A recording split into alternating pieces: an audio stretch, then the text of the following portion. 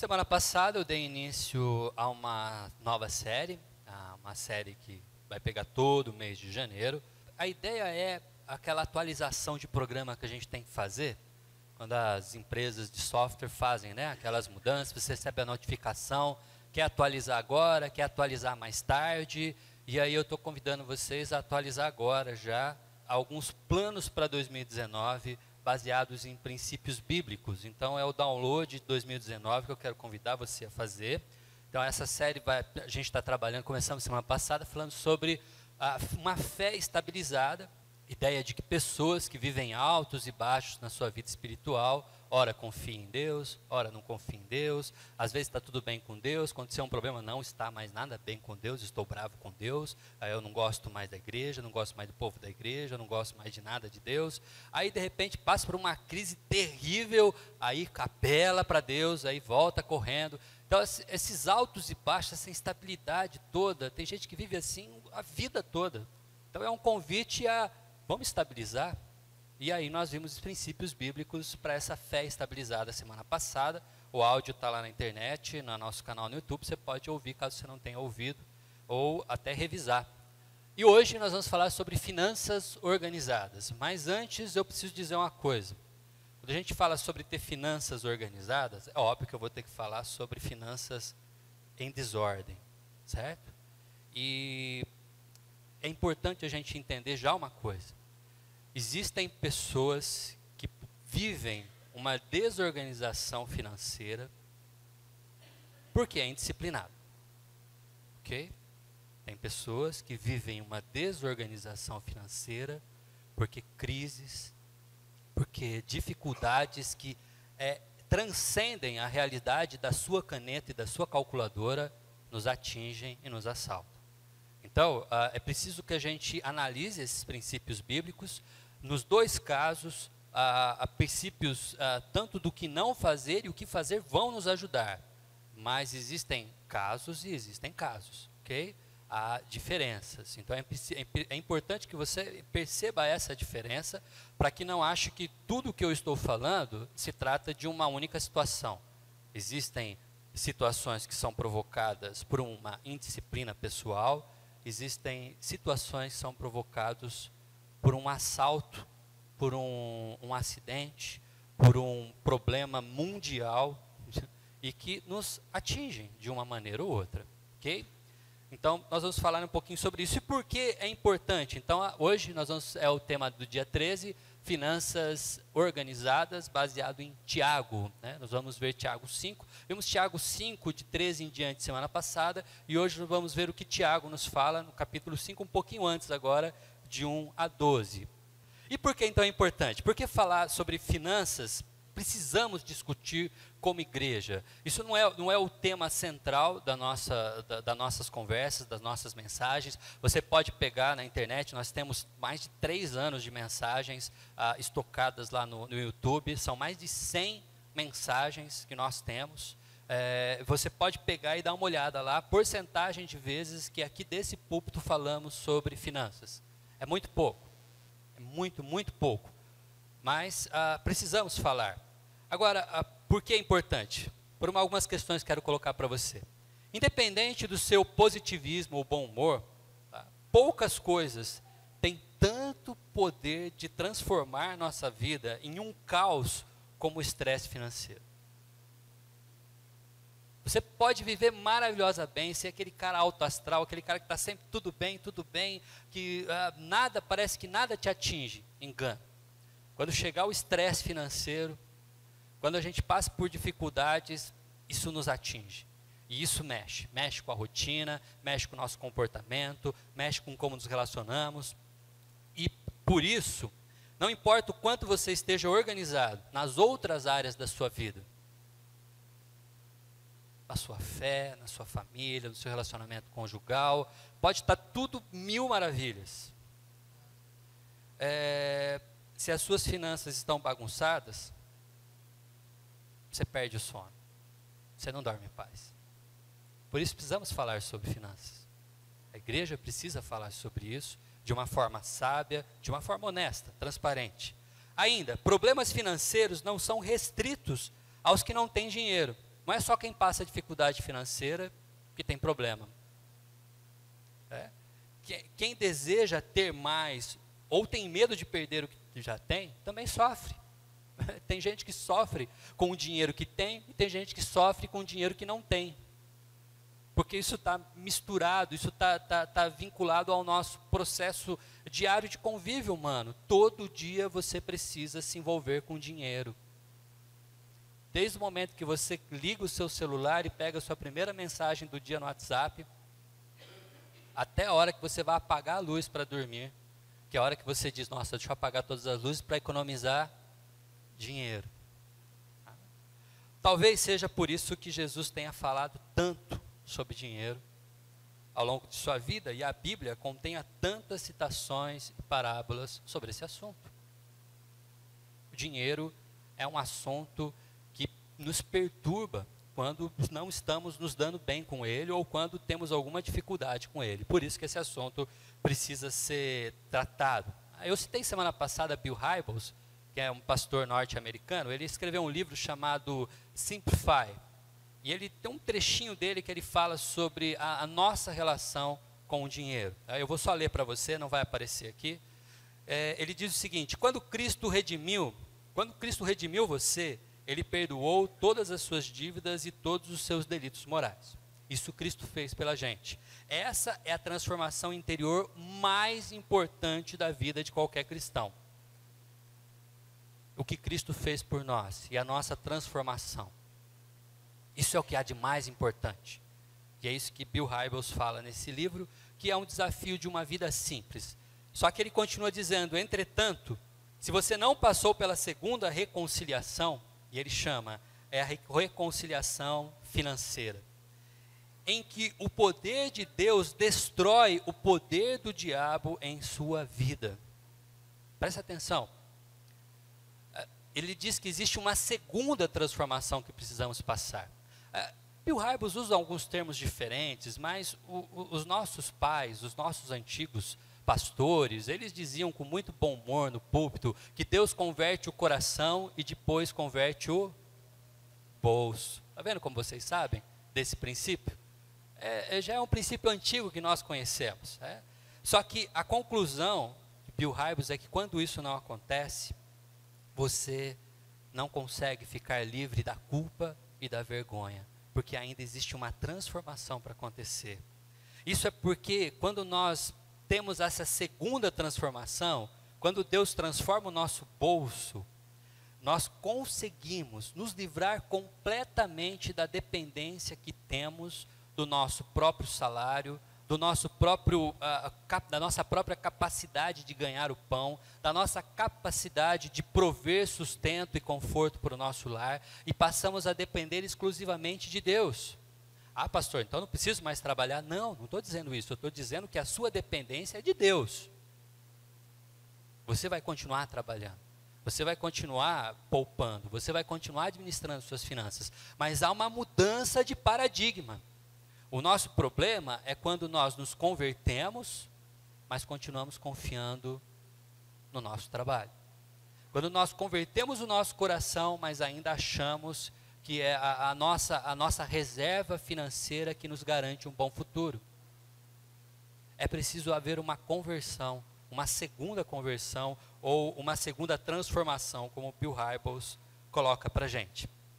Deixa eu citar uma outra pessoa, que é o Wagner Drummond. Ele é um consultor financeiro, mais de 20 anos de experiência profissional, ele tem certificações do Instituto Brasileiro de Certificação Profissional Financeiro, e ele estava dando uma palestra falando acerca justamente de cuidados e princípios, e agora aqui eu estou olhando uma sabedoria que não é necessariamente bíblica, embora seja verdade. Esse rapaz, ele não é cristão, mas ele, quando avalia a sociedade brasileira e ele tenta fazer um apontamento sobre quais são os maiores equívocos que famílias, pais, mães, pessoas que cuidam do lar e administram suas próprias finanças cometem, erros que a gente comete. Olha só como ele cita coisas que são bem simples e que a gente acaba às vezes se perdendo. Primeiro equívoco, ou primeiro engano que a gente tem é não ter um orçamento definido. Nos desorganizamos porque não sabemos quanto gastamos. Eu estou falando de mim. Eu tenho essa dificuldade. Eu preciso aprender a organizar isso aí. Também nós nos enganamos porque não discutimos o orçamento com a família. Tem pais que não gostam que o filho fique sabendo, né, que não dá para comprar tal luxo para casa porque o dinheiro acabou. Então, às vezes, a gente começa a dar, com o nosso próprio filho, a gente começa a dizer coisas terríveis, como o papai do céu não gosta.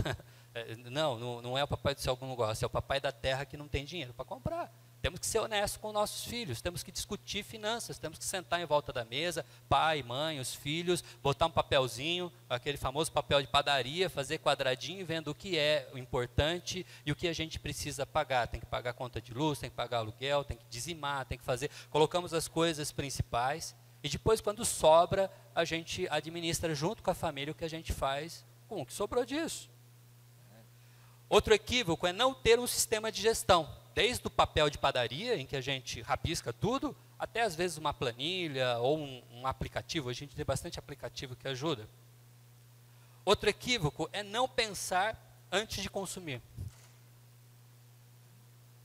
Isso é uma regra que às vezes a gente precisa estabelecer com a gente mesmo, né? Nunca comprar quando a gente vê. A gente comprar depois de pensar. A minha regra é sempre comprar junto com a minha esposa, porque a minha esposa, ela é o freio, é o freio de mão puxado, né? Eu chego, eu já olhei, não, a gente parcela, a gente divide, a gente não sei o que lá, e a Patrícia me segura, ela diz, não, vamos pensar melhor, vamos, né? Graças a Deus, Deus faz as coisas equilibradas em casa, né? Em casa eu que sou o Gastão, e a minha esposa que puxa, ela que segura.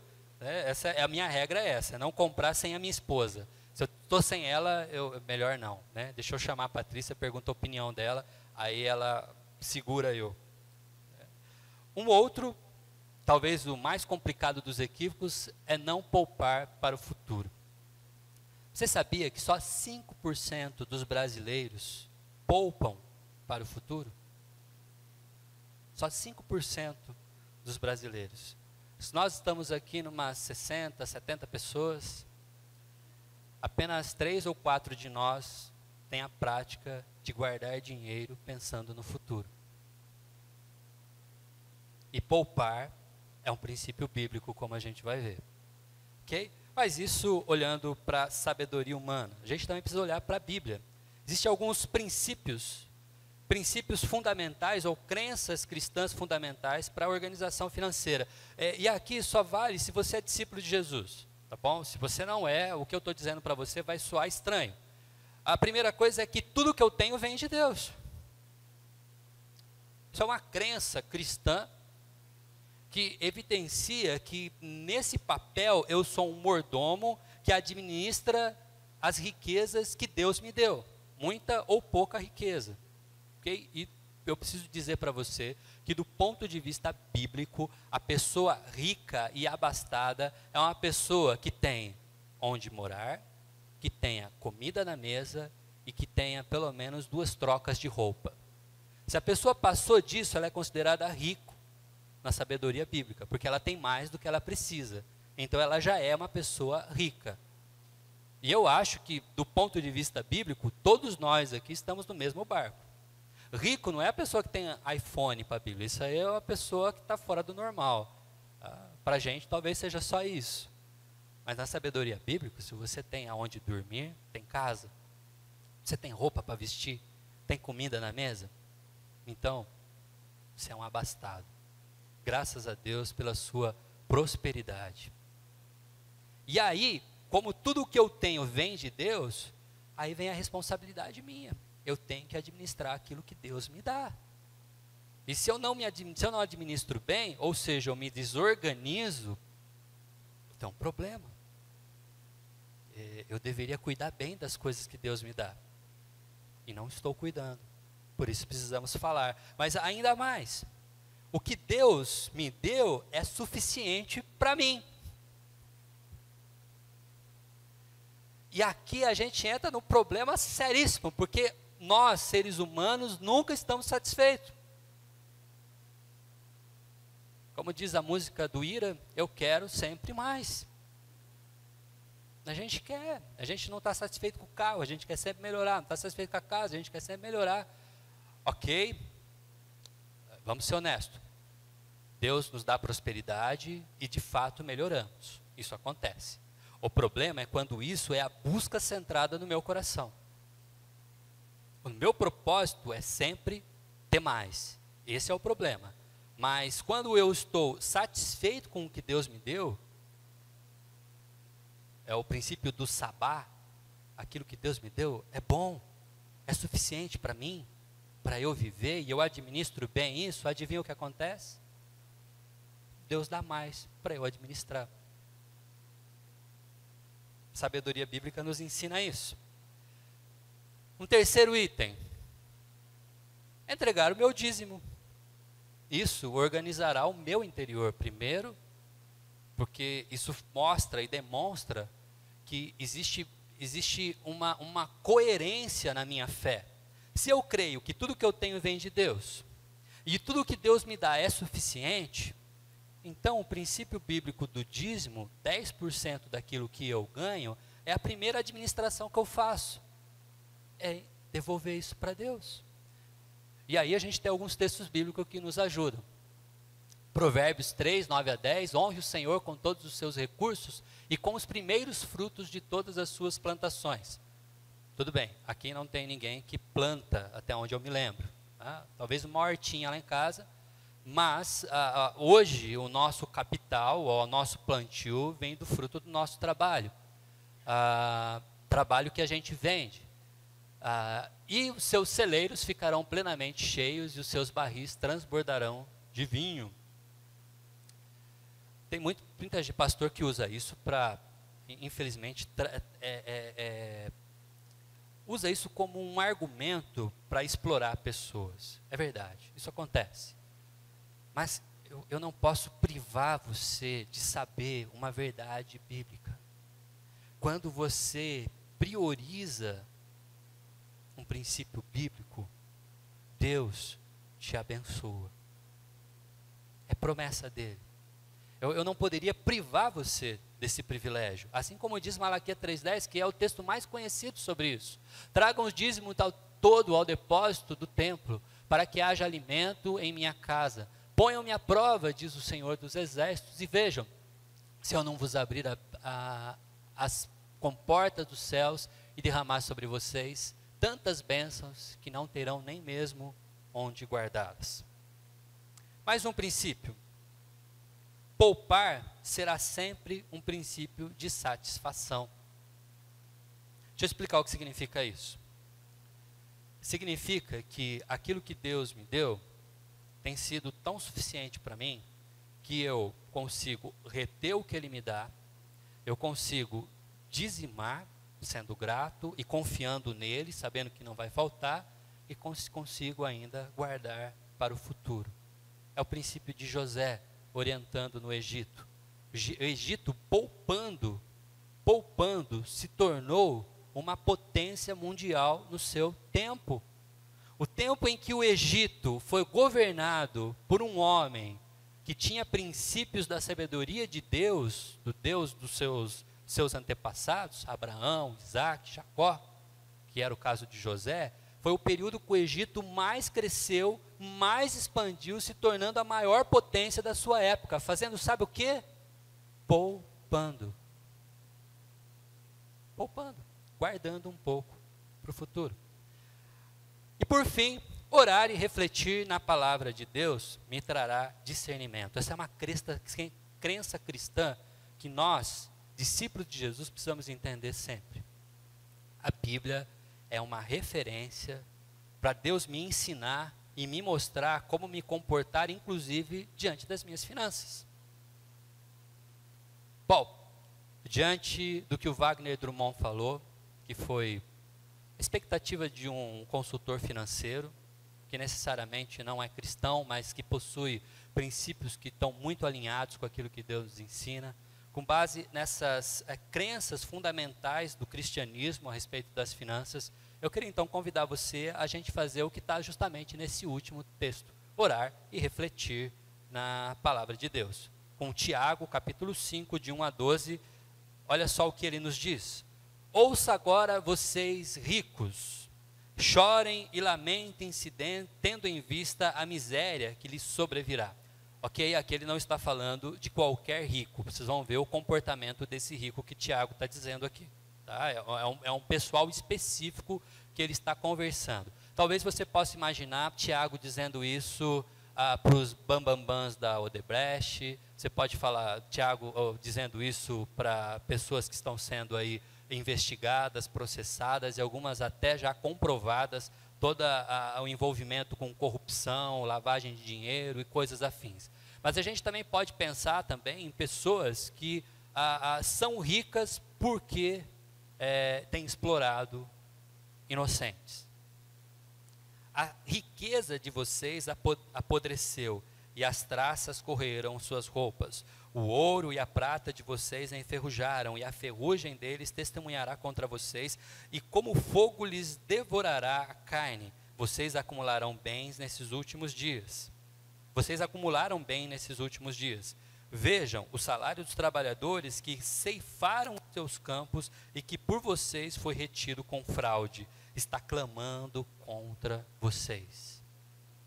O lamento dos ceifeiros chegou aos ouvidos do Senhor dos Exércitos. Vocês viveram luxuosamente na terra, desfrutando prazeres, e fartaram-se de comida em dia de abate. Vocês têm condenado e matado o justo, sem que ele ofereça resistência. Portanto, irmãos, sejam pacientes até a vinda do Senhor, e vejam como o agricultor guarda que a terra produza a preciosa colheita, e como espera com paciência até virem as chuvas do outono e da primavera. Sejam também pacientes e fortaleçam o coração, pois a vinda do Senhor está próxima. Irmãos, não se queixem uns aos outros para que não sejam julgados. O juiz está às portas. Irmãos, tenham os profetas que falaram em nome do Senhor, como por exemplo, de paciência diante do sofrimento. Como vocês sabem, nós consideramos felizes aqueles que mostraram perseverança. Vocês ouviram falar sobre a paciência de Jó e viram o fim que o Senhor lhe proporcionou? O Senhor é cheio de compaixão e misericórdia. Sobretudo, meus irmãos, não jurem pelo céu, nem pela terra, nem por qualquer outra coisa. Seja o sim de vocês sim e o não, não, para que não caiam em condenação. Percebam que Tiago fala às duas pessoas. Ele se dirige aos ricos, naquele contexto que eu falei para vocês, e se dirige aos irmãos, okay? Aos discípulos. Então é essa a diferença que ele está nos propondo. Mas não é sobre essa diferença que eu quero colocar. Eu quero, na verdade, primeiro dividir em duas etapas. A primeira delas, eu queria refletir com vocês, na visão de Tiago, como que pessoas conseguem se desorganizar, como que elas conseguem entrar, às vezes, em desorganização financeira. Lembrando aquele primeiro princípio que eu coloquei, ok? Existem fatores que estão na mão das pessoas, existem aqueles que vêm de fora e que a gente não controla, tá joia? Nesses dois casos. O primeiro, segundo o próprio Tiago, é atribuindo ao dinheiro um valor que ele não tem. Tratando o dinheiro como sendo algo além do que de fato ele é, que é o caso do versículo 1 a 3. Ouçam agora vocês, ricos, chorem, lamentem, tendo em vista a miséria que sobrevirá.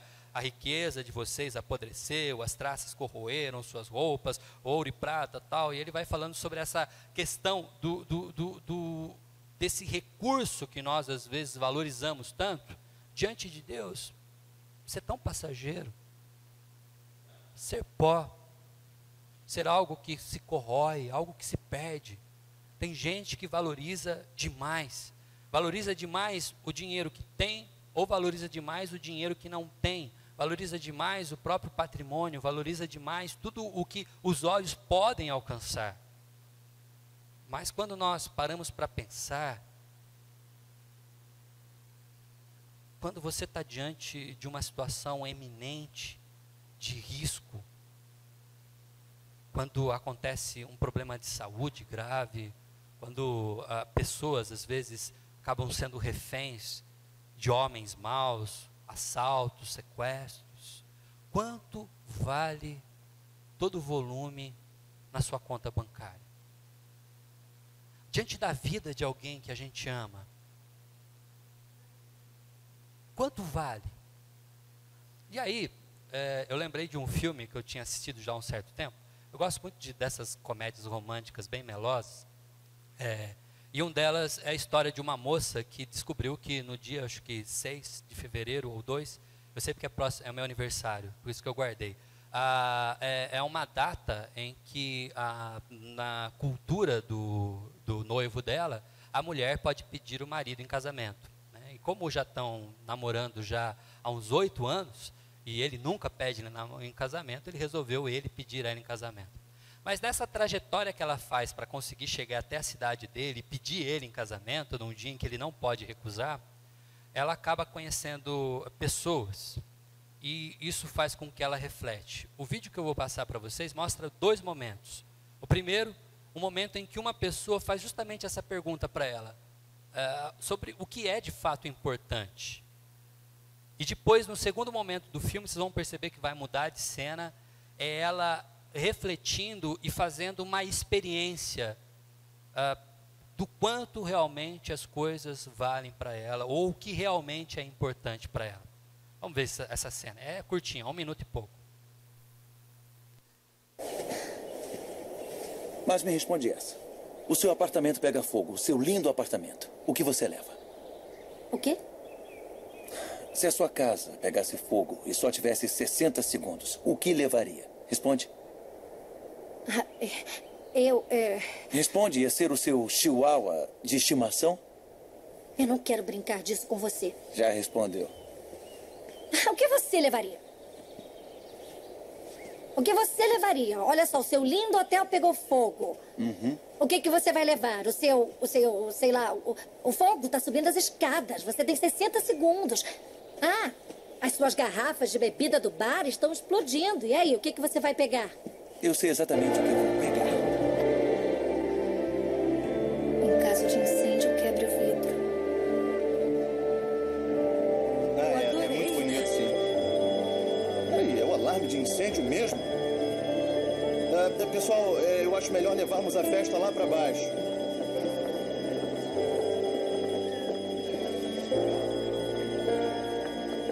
Celulares.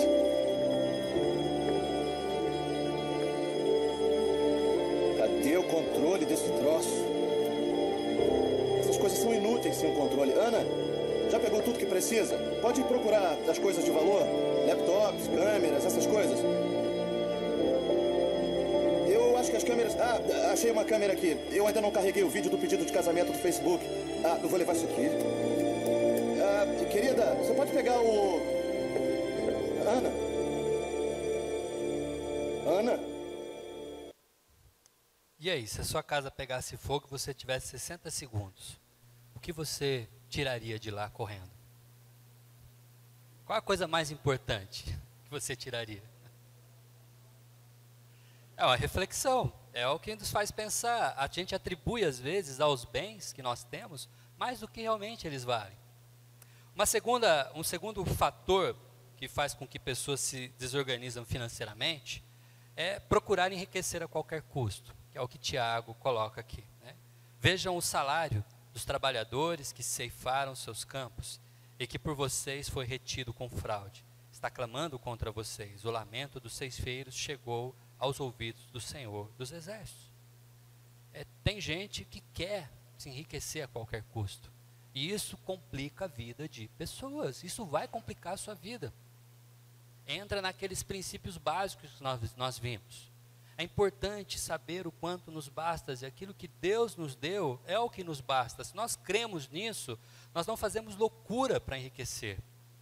Mas a nossa insegurança que Deus vai de fato cuidar de nós, nos faz às vezes entrar num trabalho desenfreado, que vai nos consumir. Olha a reflexão do salmista. Salmo 73, certamente Deus é bom para Israel, para os puros de coração. Quanto a mim, os meus pés quase tropeçaram. Por pouco não escorreguei, porque tive inveja dos arrogantes quando vi a prosperidade desses ímpios. E de fato, quando a gente vê na televisão um fulano que nem estudou direito, nem prestou concurso público, atinge um cargo por causa de indicação e favorecimento político, e aí ele, como já se não bastasse, ganhando um dinheiro que é o que a gente paga, ganhando horrores, ele ainda entra em fraude, ainda rouba milhões, bilhões, e enquanto a justiça vai correndo vagarosamente, ele está torrando toda essa fortuna em Paris, Milão, postando foto nos iates luxuosos. Isso não gera na gente um negócio ruim, e às vezes a gente chega até a invejá-los. Agora, olha a partir do versículo 16, o que o salmista diz: por que não vale a pena invejar os ímpios e toda essa riqueza é suja? Quando tentei entender tudo isso, achei muito difícil para mim, até que entrei no santuário de Deus e então compreendi o destino dos ímpios. E aí, o salmista faz uma ligação direta com o Salmo 1, e lá você pode ver o destino dos ímpios, que são como a palha, que o vento dispersa. O fim deles não é bom, não é bom. Bom, e ainda como elas se desorganizam? Esbanjando em dia de festa. Olha o que Tiago diz: vocês viveram luxuosamente na terra, desfrutando prazeres e fartando-se de comida em dia de abate. Não é a atitude complicada que nós temos no tempo de recessão. É a nossa capacidade de, no tempo de fartura, esbanjar e não cuidar do futuro. Olha só o que diz Provérbios 6. Observe a formiga, preguiçoso, reflita nos caminhos dela e seja sábio, aprenda com a formiga. Ela não tem chefe, nem supervisor, nem governante, nem a patrícia dizendo para ela: não gasta, não gasta. O que minha esposa faz muito bem, eu sempre agradeço por isso. E ainda assim armazena suas provisões no verão, e na época da colheita ajunta o seu alimento. Não é que a gente gasta mal quando a gente está em dificuldade financeira. É que a gente não gasta bem quando está sobrando. Isso nos faz desorganizar, isso nos deixa complicados num período. Ok, mas se eu só ficar falando das coisas ruins do texto de Tiago, a gente vai sair daqui tudo cabisbaixo, vai todo mundo bravo para casa comigo. Pastor, só pegou pesado comigo. Deixa eu falar as coisas boas. O Tiago também nos traz, eu disse que é dividido em duas partes. A primeira parte é essa. A segunda parte é o que o Tiago nos diz agora, que nos ensina então, como princípios bíblicos, a nos organizarmos. Como que a gente faz então para pôr em ordem? Quais são os detalhes ou quais são as dicas que Tiago nos dá, a sabedoria bíblica, ou como o Espírito Santo inspira Tiago para falar conosco e nos dizer assim: olha, você pode corrigir, você pode melhorar, você pode organizar, fazendo o quê? Primeiro, aprendendo a valorizar o dinheiro que a gente tem. A gente está em desacordo, porque a primeira coisa era não valorizar demais o dinheiro que a gente tem. É verdade. Foi isso, exatamente isso que eu disse. A outra coisa é você não menosprezar aquilo que você ganhou, um suor do seu trabalho. Portanto, irmãos, sejam pacientes até a vinda do Senhor. Veja como o agricultor aguarda que a terra produza a preciosa colheita e como espera com paciência até virem as chuvas do outono e na primavera. Valorize aquilo que você tem. Ensine seus filhos a valorizar aquilo que você tem. Nós às vezes cometemos alguns equívocos, porque muitos de nós foram privados de muitas coisas na infância. E quando a gente tem a possibilidade de dar para os nossos filhos aquilo que a gente não tem, a gente faz isso de uma forma às vezes desmedida, sem trazer junto com o bônus, o ônus do cuidado, do princípio de valorizar.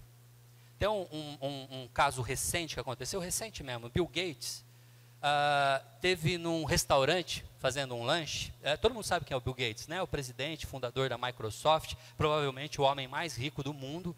E ele estava lá fazendo um lanche, e quando ele saiu, ele deu uma gorjeta de $1, porque todo norte-americano tem costume de fazer isso, deixa uma gorjeta de $1, $2 para o atendente, né?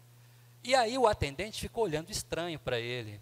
E ele ficou meio encabulado, porque o cara estava olhando assim para ele, né, meio que olhando bravo, $1 só, né? Aí o Bill Gates disse para ele assim, tem algum problema com a gorjeta? O dinheiro está sujo, está rasgado, né? Ele falou, não, senhor Bill Gates, se o senhor me permite dizer, sua filha esteve aqui há 1 mês atrás, e fui eu quem atendi. E ela me deu uma gorjeta de $100. Mas a sua filha, ela é filha do homem mais rico do mundo. Ela não é a mulher mais rica do mundo. Ela é a filha do homem mais rico do mundo e me deu $100 de gorjeta. Quando senta na minha frente o homem mais rico do mundo, eu estava esperando uma gorjeta mais gorda. Aí ele disse pro atendente, é que a minha filha é filha do homem mais rico do mundo. E eu sou filho de um lenhador. Ele sabe quanto custou cada centavo que ele ganhou. Ele sabe quanto ele trabalhou para ganhar cada centavo que ele tinha. Mas a filha dele, o dinheiro só caía na conta. Nossos filhos precisam aprender com a gente a valorizar as economias, aprender a poupar. Ensine seus filhos a dizimar. Os diáconos aqui da nossa igreja têm um cuidado muito, muito bom. Uma coisa que eles fazem que eu fico feliz de vê-los. Quando eles organizam os nomes dos envelopes bíblicos, dos envelopes de dízimo, eles lembram dos filhos de cada um de vocês. E todos vocês receberam um envelope para os seus filhos. Ah, porque nós estamos querendo tirar dinheiro da onde pode? Não. Vamos ser bem honesto e bem matemático. O dízimo dos seus filhos não sustenta a igreja. Não fazemos isso por causa da igreja. Fazemos isso por causa dos seus filhos. Para que eles aprendam. Para que eles aprendam desde cedo. Quando você ensinar o seu filho a trazer o dízimo, não se preocupe com a quantidade. Não menospreze esse mecanismo dizendo assim, nossa, meu filho vai dizimar o quê? Vou colocar R$1 lá, vou colocar uma moedinha, na hora que cair vai fazer barulho, até vergonha. Não, nem precisa, eu coloco no meu envelope. Não, por favor, não faça isso. Não prive o seu filho de aprender algo que é muito importante para a vida dele, que se chama dependência de Deus. Se for possível, e se você puder aceitar o conselho desse pastor, diga para o seu filho quanto você dá para ele por mês. Olha, filho, eu estou te dando R$10 por mês, R$20 por mês, R$5 por mês, e dê o dinheiro todo na mão dele. A mesada que a gente ensina. E aí diga para ele, agora você vai, quando você trocar esse dinheiro, você vai tirar 10% para a gente colocar lá para a igreja. O dízimo. Ensine a ele quanto é o dinheiro que ele ganha e quanto é o dízimo e por que é importante dizimar. Ensine a ele quanto vale o dinheiro. Mas como você pode valorizar o seu dinheiro? Algumas dicas. Investindo naquilo que realmente tem valor. Tem gente que gasta sem pensar. Invista naquilo que tem valor para você. O termo valor aqui, no sentido de aquilo que você valoriza na sua vida. Princípios que você valoriza, coisas que você valoriza, como saúde, por exemplo, como se alimentar bem, como investir talvez em entidades, apoiar trabalhos sociais da cidade. Invista o seu dinheiro em coisas que realmente têm valor. Controle seus impulsos consumistas e ainda aplicando com sabedoria para o futuro. Mais um, vamos lá. Tiago também nos ensina no caso para nós nos organizarmos financeiramente, é preciso parar de colocar a culpa nos outros. Sim, é verdade, nós temos essa mania de culpar os outros, às vezes pelo estado ou situação que nós vivemos.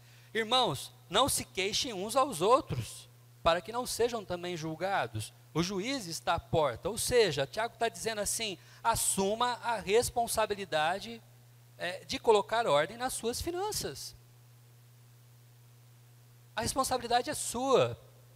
Não adianta a gente ficar só achando culpado. Meu amigo, é você quem vai ter que resolver esse negócio. dinheiro não cai do céu. Então é você que vai ter que se organizar, é você que vai ter que dar um jeito de colocar as coisas em ordem. Assuma você a responsabilidade. O Jean-Paul Sartre, filósofo, ele diz, ele tem um texto longo que ele fala sobre a nossa responsabilidade, e o quanto às vezes é doloroso assumir a responsabilidade, mas é importante. No final do texto dele, ele diz assim: nós somos frutos da nossa escolha. As nossas escolhas podem afetar de forma irreversível, positiva ou negativamente, as pessoas que estão próximas da gente. Ou seja, quando o seu filho assiste você assumindo o protagonismo, gente, vamos colocar ordem nessa casa. Quando as pessoas que trabalham com você sabem da dificuldade que você tem e vê que você foca em se organizar, porque às vezes a gente passa dificuldade, mas daí a gente está lá no trabalho, lá com o colega, ele sabe que a gente está passando por dificuldade. Mas a gente sai para comer fora, a gente vai para a churrascaria, a gente esbanja, mas o cara olha e fala: mas você não está passando dificuldade, você não estava reclamando até outro dia atrás? Ou seja, tome uma postura de colocar ordem e assuma a responsabilidade. Outra dica de Tiago para a gente: escolhendo profetas a quem você precisa ouvir.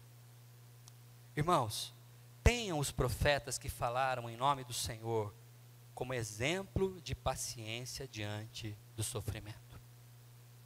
Nós não precisamos nos alienar da realidade, mas também não podemos nos deixar consumir pelo pavor. Você está passando por dificuldade, querido? Essa é a realidade que você vive hoje. Eu queria te convidar a conhecer histórias bíblicas de homens, de profetas, de pessoas que viveram dificuldades também, e narram as suas histórias, e narram a sua sabedoria, nos ajudando a como lidar com dificuldades. É voltando para a Bíblia, é nos voltando para a palavra de Deus e conhecendo aqui firmamentos, situações verdadeiras, verídicas, de pessoas que souberam aonde se apoiar para colocar em ordem suas vidas. Olha só alguns deles, só alguns. Davi: deem graças ao Senhor porque Ele é bom, o seu amor dura para sempre. Em algumas versões, o seu amor não tem fim.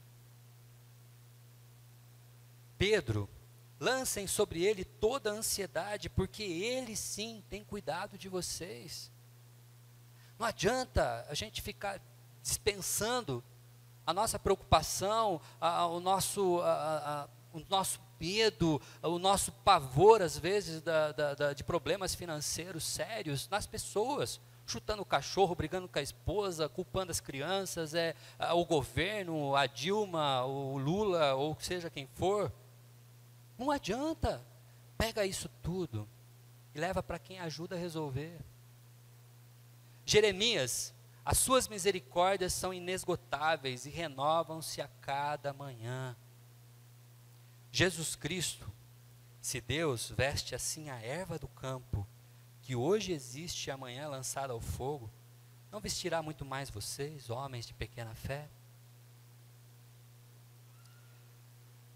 Determinar os exemplos que devem te inspirar. Você tem que ouvir os profetas, mas também perceber os seus exemplos. Quando o Tiago está falando sobre isso, ele traz o exemplo de Jó. Vocês ouviram falar sobre a paciência de Jó e viram o fim que o Senhor lhe proporcionou? O Senhor é cheio de compaixão e misericórdia. O exemplo de Jó, ele nos inspira diante dos dilemas financeiros por vários motivos. Primeiro, ele tem um amor desinteressado por Deus. Jó foi o homem mais rico do seu tempo, mas ele confiava em Deus. Jó passou por uma crise financeira, uma desorganização completa e generalizada, que vai muito além do que você possa imaginar ou possa ter vivido. Ele perdeu todo o seu patrimônio num único dia. Logo em seguida, ele perdeu a sua saúde. Aliás, antes, ele perdeu os seus filhos, ele perdeu os seus familiares. A única coisa que Deus não deixou levar foi a mulher, que ainda o importunava. Talvez o Jó podia ter pensado, podia ter levado primeiro ela, né? Porque dor de cabeça que está me dando. Mas não, ele levou os filhos e deixou a mulher que atrapalhava.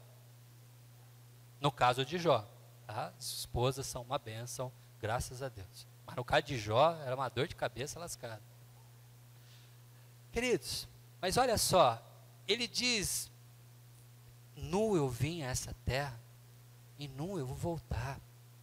Deus me deu tudo que eu tinha, e Deus tirou tudo que eu tinha. Louvado seja o nome do Senhor.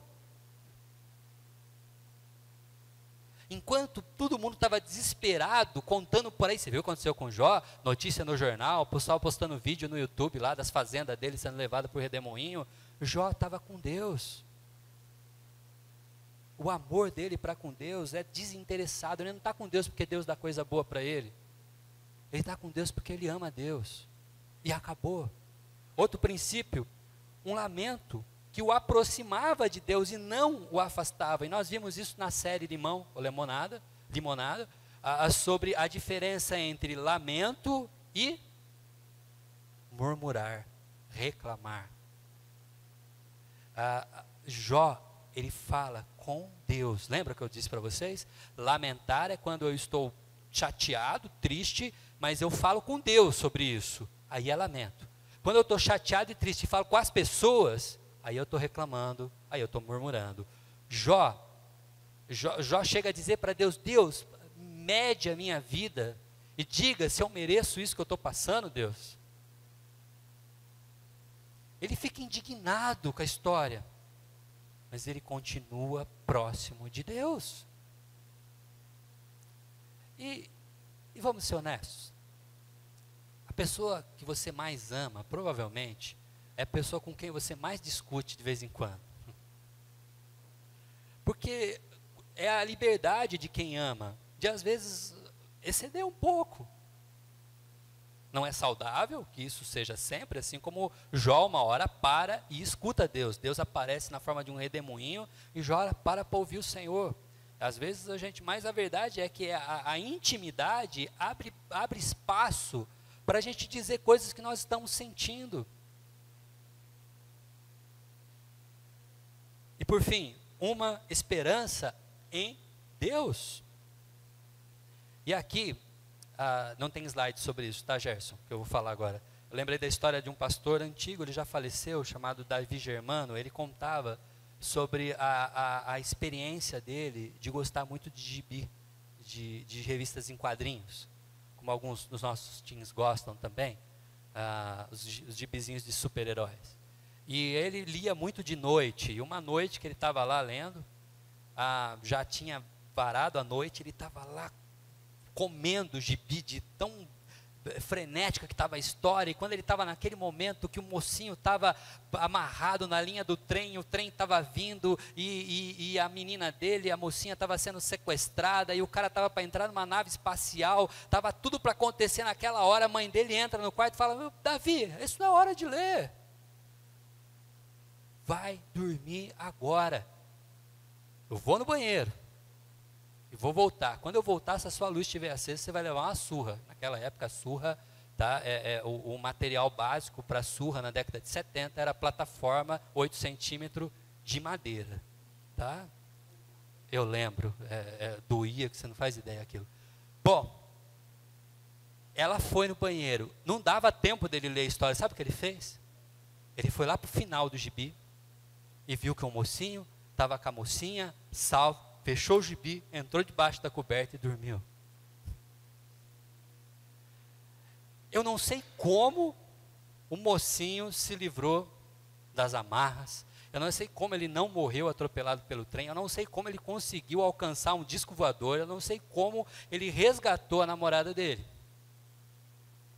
Eu só sei de uma coisa, no final, estava tudo bem. E aí ele dormiu tranquilo. E eu queria dizer para vocês, queridos, que no final da história, vai estar tudo bem. Eu não sei como, mas vai. Eu não sei como Deus vai fazer para nos ajudar a colocar em ordem a nossa vida financeira. Diante de tantos problemas que existem no nosso país, diante de crise financeira, de um governo que ainda tem uma boa parcela com coisas para acertar. A gente não faz ideia de como isso é possível. Eu só sei de uma coisa: no final vai estar tudo bem.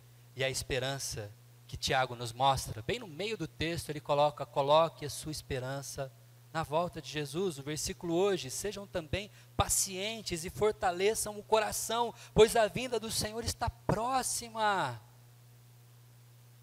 E aí, deixa eu dizer uma coisa para você: quando ele voltar, acabou. Acabou. Olha só, ele eliminará toda a instabilidade que gera ansiedade no seu coração. Acabou o medo, acabou a ansiedade, acabou ter insônia por causa de conta, por causa de fatura, por causa de dívida, por causa de problema financeiro. Acabou isso. Toda a ansiedade vai sumir.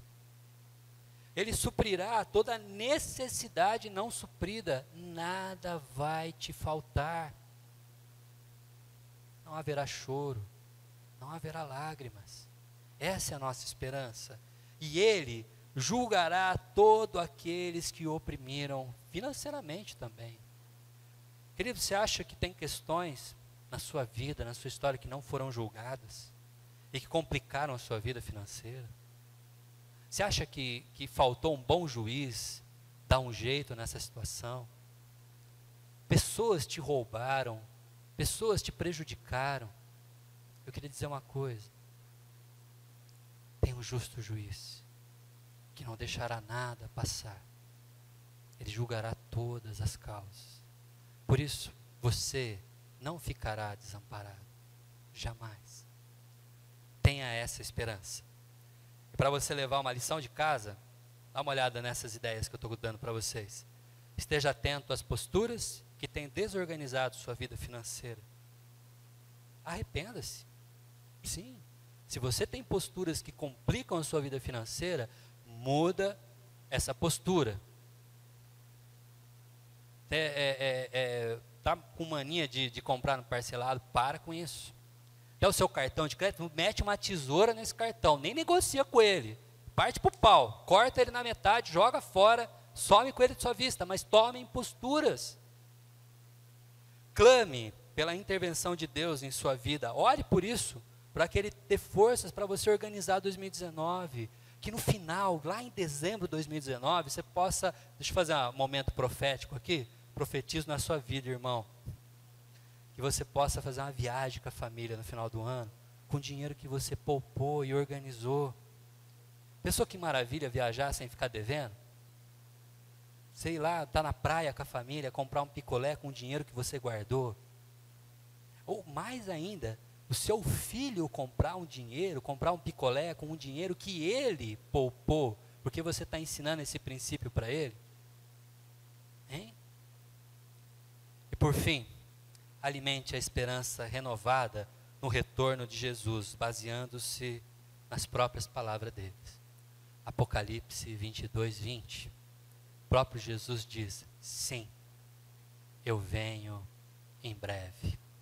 Maranata, venha Senhor Jesus. Amém?